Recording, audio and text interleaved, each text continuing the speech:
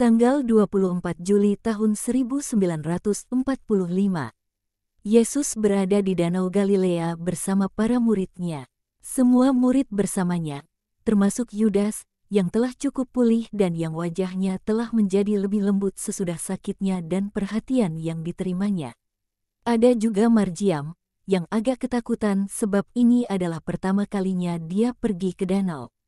Dia tidak ingin ketakutannya diketahui. Tetapi setiap kali perahu melaju lebih kencang, dengan satu tangan dia berpegangan erat pada leher si domba, yang berbagi ketakutan dengannya dengan embik mengiba. Dan dengan tangan lainnya dia meraih apapun yang dapat diraih, tiang perahu, bangku, dayung, kaki Petrus, atau kaki Andreas, atau kaki-kaki para pelayan yang bergerak maju mundur melakukan manuver perahu, dan dia menutup kedua matanya, takut kalau saat terakhirnya telah tiba. Seraya mencubit pipi si bocah, Petrus sesekali berkata padanya, "Kau tidak takut, Seorang murid tidak pernah boleh takut. Si bocah menggelengkan kepalanya menyangkal. Namun ketika angin maupun danau semakin bergolak sementara mereka mendekati muara sungai, di mana air Yordan mengalir masuk ke dalam danau, dia menutup kedua matanya dengan terlebih rapat dan terlebih sering dan akhirnya, ketika perahu miring ke satu sisi, kala satu sisinya dihempas gelombang, dia memekikkan jerit ngeri. Sebagian dari para rasul tertawa dan sebagian menggoda Petrus dengan mengatakan bahwa dia sudah menjadi ayah dari seorang nelayan yang buruk, dan sebagian menggoda Marjiam yang selalu mengatakan bahwa dia ingin pergi mengarungi lautan dan menjelajahi negeri untuk mewartakan Yesus.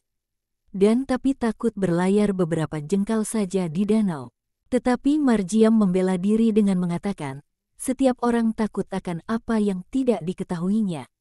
Aku takut air. Yudas takut mati. Dengan demikian aku tahu bahwa Yudas pastilah takut mati dan aku heran bahwa dia tidak bereaksi terhadap perkataan si bocah." Sebaliknya, dia mengatakan, "Kau benar. Setiap orang takut akan apa yang tidak diketahuinya. Tetapi kita akan segera tiba di Betsaida, yang sudah dekat jaraknya. Dan kau yakin bahwa kau akan mendapatkan kasih di sana. Aku juga ingin berada dekat dari rumah Bapa dan yakin akan mendapatkan kasih di sana." Dia mengatakannya dengan ekspresi letih sedih. "Tidakkah kau percaya pada Allah?" tanya Andreas yang jelas heran. "Bukan, aku tidak percaya pada diriku sendiri. Selama hari-hari sakitku, ketika aku dikelilingi oleh begitu banyak perempuan baik yang tulus, aku merasa begitu tertinggal secara rohani. Betapa banyak aku bermeditasi, aku akan berkata pada diriku sendiri, jika mereka masih bekerja demi menyempurnakan diri mereka dan mendapatkan surga, apakah yang harus aku lakukan? Sebab mereka merasa bahwa mereka masih orang-orang berdosa, sementara aku berpikir bahwa mereka sudah orang-orang kudus. Dan bagaimana denganku? Akankah aku pernah berhasil, Guru? Dengan kehendak baik, orang dapat melakukan segalanya. Tetapi kehendakku sangat tidak dapat dipercaya. Pertolongan Allah akan menyempurnakan apa yang kurang. Kerendahan hatimu yang sekarang merupakan buah dari sakitmu. Dengan demikian kau dapat lihat bahwa Allah, melalui suatu peristiwa yang menyakitkan, telah memberikan kepadamu sesuatu yang tidak kau miliki sebelumnya. Itu benar, Guru. Tetapi perempuan-perempuan itu, betapa mereka adalah murid-murid yang sempurna. Aku tidak membicarakan bundamu, kita semua tahu mengenainya. Yang aku maksudkan adalah yang lain-lainnya. Oh, mereka sungguh telah melampaui kita.